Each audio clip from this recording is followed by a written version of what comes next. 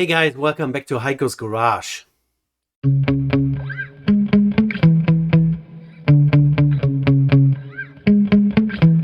Yeah. I should be down in my driveway and doing some maintenance on my car right now, but I rather want to look at watches. I really like the Seiko 6105-8110, the so-called Captain Willard, but I can't afford one. And even the re-releases that Seiko has done over the years, the first one was the SLA 033, which was a really well-made homage to the 6105. They used really fancy materials and a really great movement. Very limited edition, very collectible. They are in the $3,000 to $4,000 range, and I can't afford one of those either.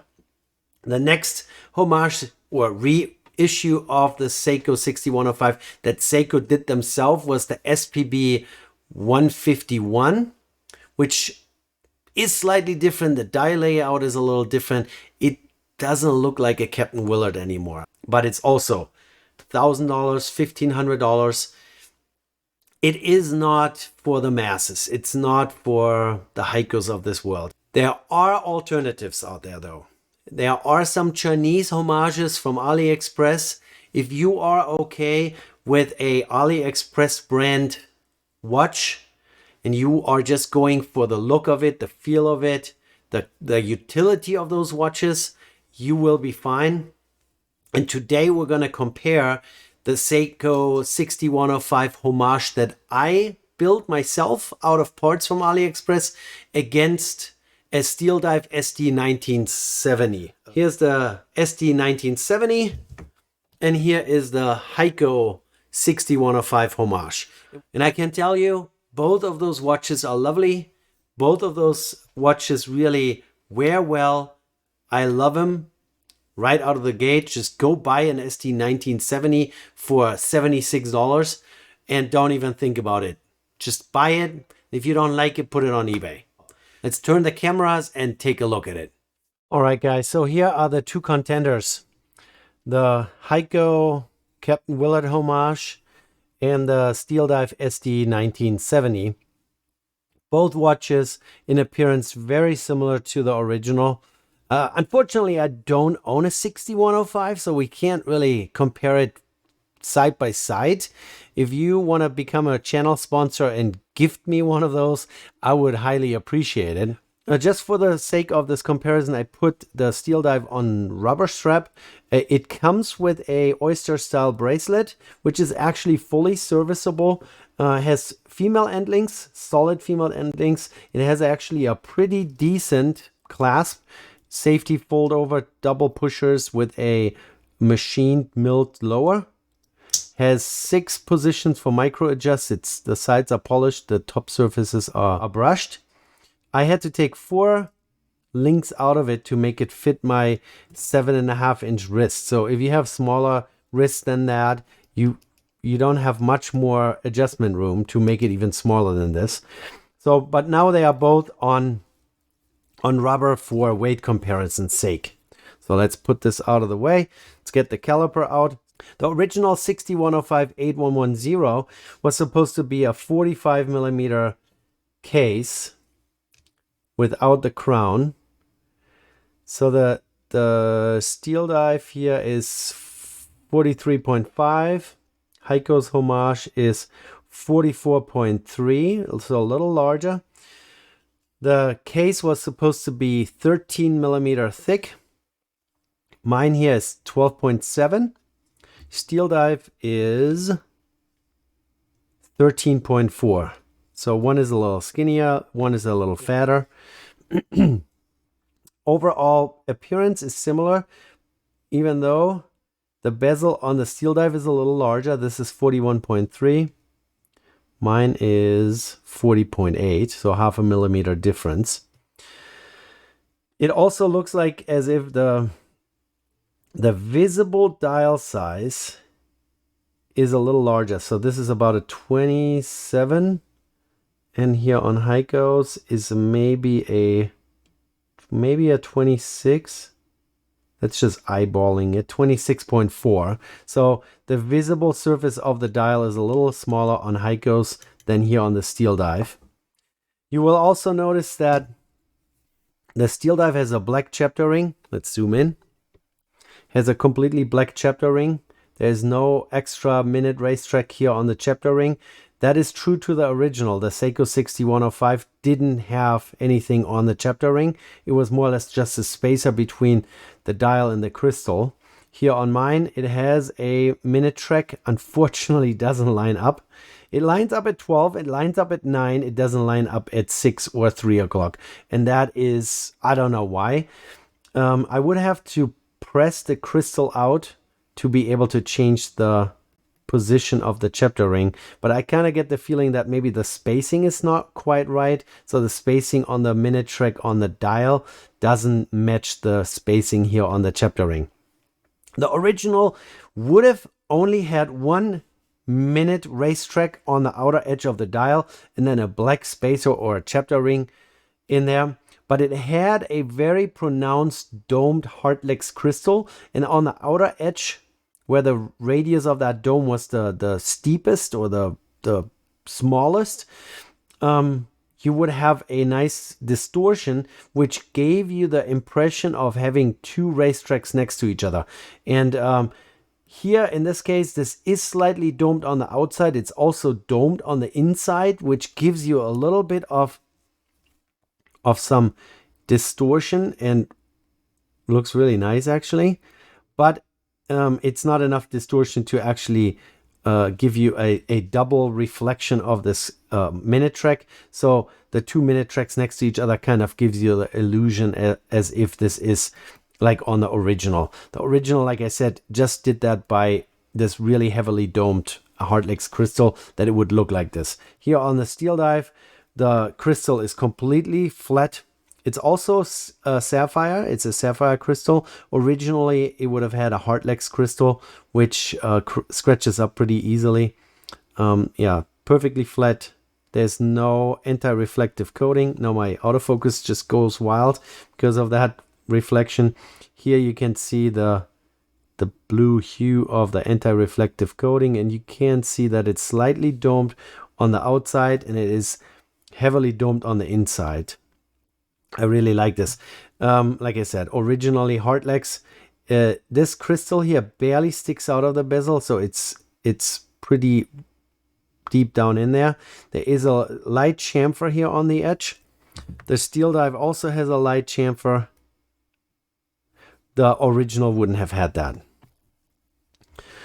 So overall dimensions are fairly similar to the original. Weight-wise, I can't really say. I can't find a weight, or didn't find a weight. So it's 0. Mine weighs 97.8 if I remember. Yeah, 97.8 grams. The Steeldive is a little on the heavier side. Weighs 112.4. So it's significantly heavier. That's significant, I would say. That way and that way. So size-wise, the same. Material choices are slightly different. Here we have an aluminum insert. The original had an aluminum insert also with a loom pip, just like this one here. So very similar. Here the insert is ceramic, fully loomed all the way around. All the numerals here and all the minute indices or minute dots and dashes are loomed. So that's definitely not true to the original, but it's more modern. It will hold up to scratches much longer. It will look nicer much longer. This one will eventually get scratched and nicked and dinged. So this is definitely the longer lasting solution. Whereas here the crystal is a nicer one. That's for sure. Yeah, and like I said, the original, it was, something special for its time. It was one of the first few dive watches that Seiko actually ever produced. And it was very popular among the GIs in Vietnam. So Martin Sheen playing Captain Willard in Apocalypse Now was actually rather authentic. A lot of soldiers in Vietnam would have worn those 6105s. The dial layout is almost identical here. Here we have, of course, a Steeldive. Here we have a Seiko, which I didn't want. I didn't want to create a fake, so I now created a fake Seiko. But the original would have had an applied Seiko with the word automatic right below it. So above the pinion. Here in this case, on both watches, the word automatic is below the pinion. Then we have water, 200 meters resist. What is it? Yeah, resist and resist. On the original, it would have been water 150 meter resist. Then here at the bottom, it would have said Japan 6105 8009T. We're going to see that later when we look up some prices. And Steeldive completely omitted that, so that's good. Then case back here on mine, perfectly plain Jane, just a polished case back, and I actually appreciate that. The Steeldive one looks cool, but with their engraving here and all the advertisement all around, water resistant and movement and whatnot, 200 meters, but it's really, really rough. You could use this as a file.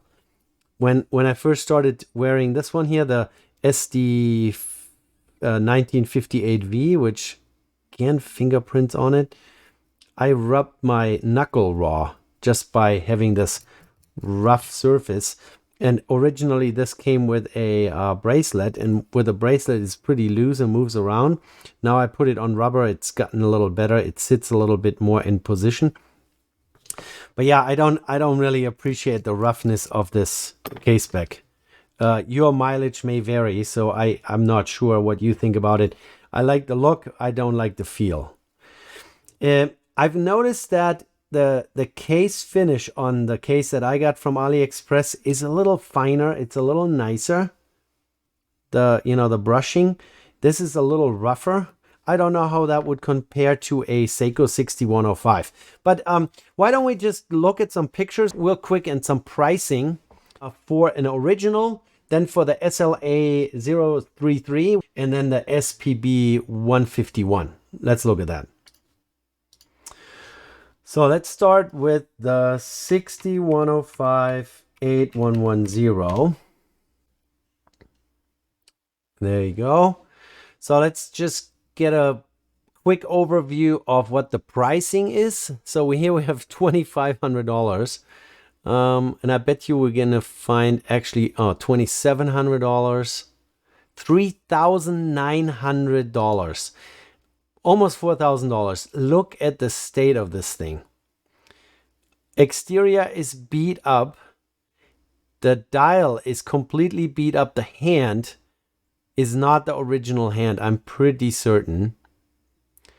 The loom is completely gone. This is telling me that there is some corrosion going on, that there was some moisture inside the watch. Yeah, this is so beat up, and then they ask $4,000 for it. That's just crazy. Let's see.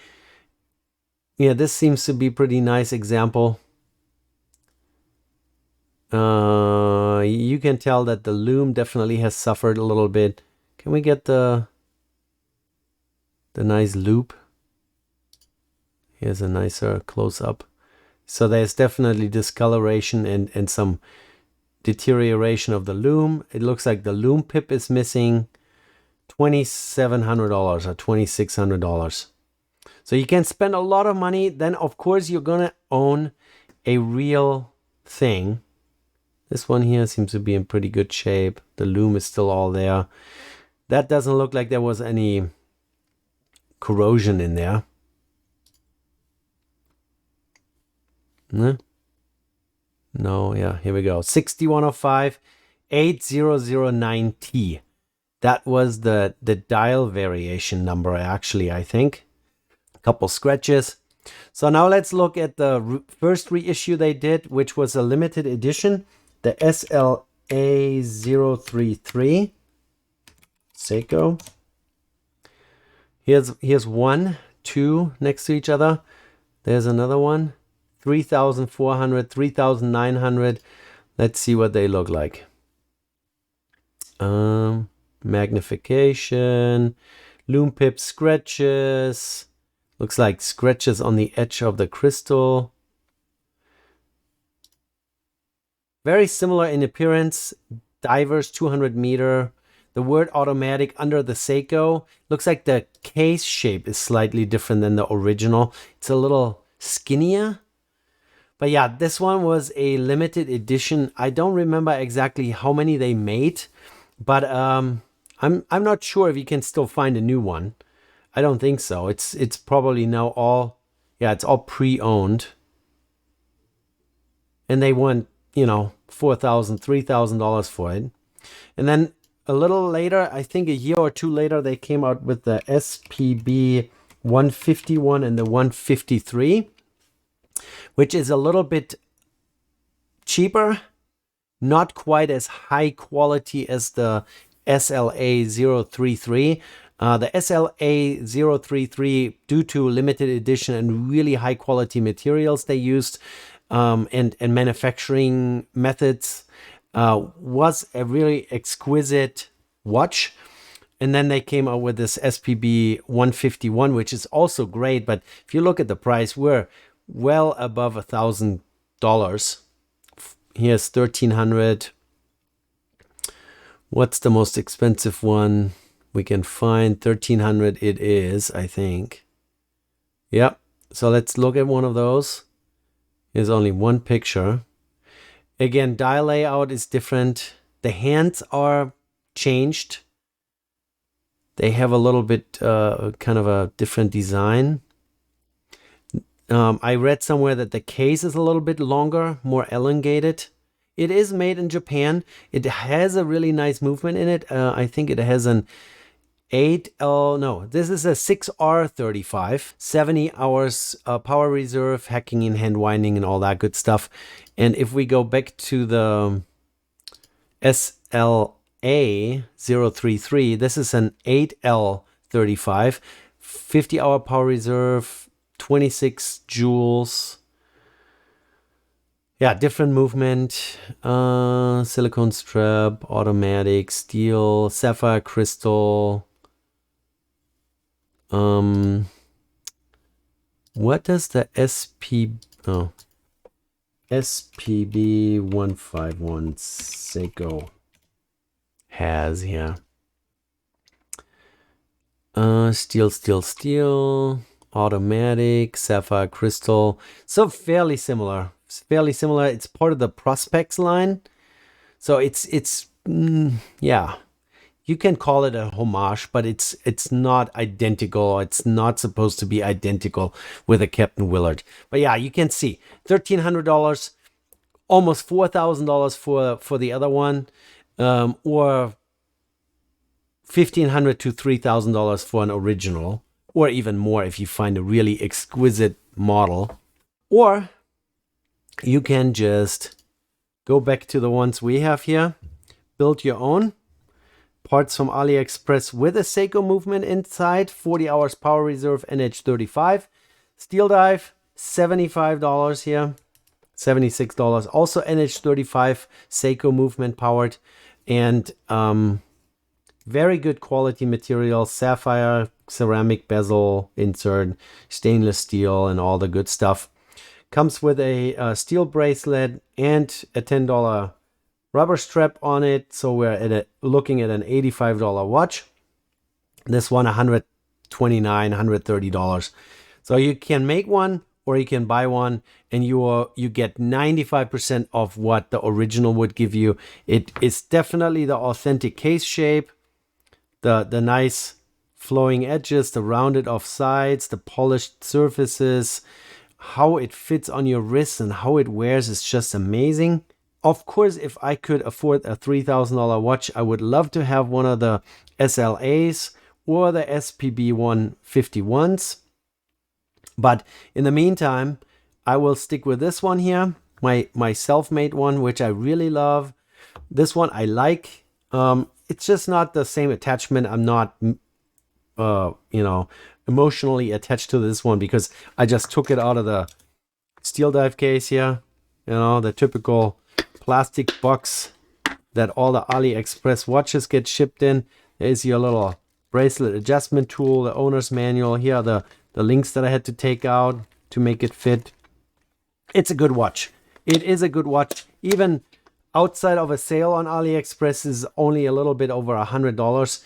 And then if you later on want to put a Seiko dial in there, or you want to change color, you want to put a different bezel insert into it, put a different strap on it, since this is 20 millimeters, you can do all kinds of things. 19 millimeter makes it a lot harder. There's not that much choices out there. But either of those will give you 95% of a true Captain Willard. The only thing that it cannot give you is the authenticity. All right, guys, you go out, pick your own, buy the real deal, buy the Seikos, or buy one of those here, build your own. I can really only encourage you to do so. It is really simple. You just do your research, buy the parts, and then assemble it with simple tools, a little bit of patience. And if it goes wrong, so be it. I mean, if you break a set of hands while you're trying to install it on the movement, it's not the end of the world. This is a $130 watch. Alrighty, guys, that's it. Like it if you like. Subscribe to the channel for more content, and I appreciate for you watching this video. I will see you in the next one. Take care. Bye.